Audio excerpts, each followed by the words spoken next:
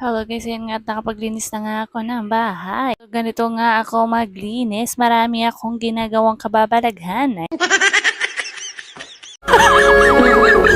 A few moments later.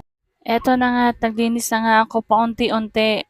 At bago nga masimulan ng aking trabaho, nakakailang palit pa nga muna ako ng damit bago nga ako makapagsimula maglinis. Kaya talaga pag ako naglinis talaga, abutin talaga ako ng siyam-siyam mo. 10 na nga ni. At may pag-explain pa nga ako nalalaman dyan. At sinimulan ko na nga para naman kahit papano makikita sa video ko na may nasimulan na akong ginagawa. Pangatlong palit ko na nga ito ng damit. Tambak na naman ang labahin.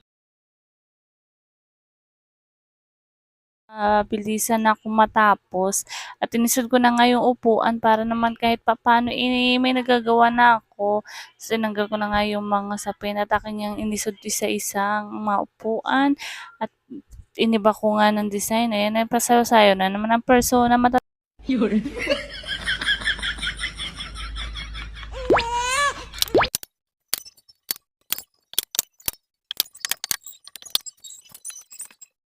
So, minadali ko na nga siyang lagyan ng cover dahil nga alas 11 na. Mag alas 12 na kung kailan nga naman talagang gabing-gabi. Doon ako sinaniban ng sipag. So, ayan nga at para may matapos na ako at maisunod ko na yung aming kwarto.